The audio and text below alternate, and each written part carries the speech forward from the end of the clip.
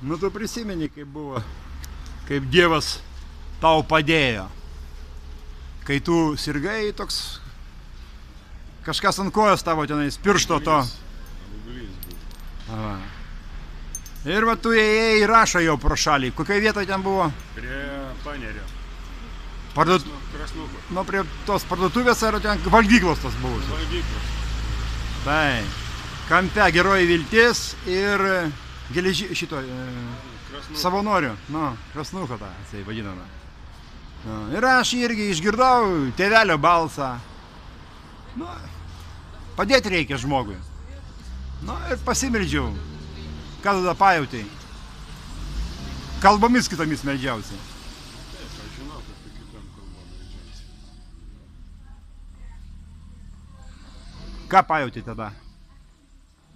Man perpjovė nervus ir aš dabar kojos nejaučiu. Nu, man tai nereikėjo pas daktarus eiti.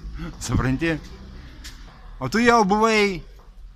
Supranti mane, ar ne? Suprantu. Man ant ribos jau buvo viskas. Aš girdėjau per šventąją dvasią, reiškia, girdėjau žodžius, kad pas tave, reiškia, piktybinis tas auglys ir Dievas tave pagydė, vienu žodžiu. Viskas ten. Ką aš tau pasakiau, aš net neprisimenu, bet pasakiau, kad tu sveikas jau, na, viskas. Tave išpylė prakaitas, tau kaip ten karšta pasidarė. Pasakėjai, žinai. Na, tai ir buvai jau, supratai, Dievas prisilietė. O dabar tu pats supranti, dabar tu pirmas Dievo kareivis. Jeigu netarnausi Dievui, eisi į pragarą. Supranti? Tu pas mane 003 numeriu. Supratai? Nes po Dievo antras aš. O tu būsi antras kareivis žemėje. Supratai? Taip, kad sušventė tave.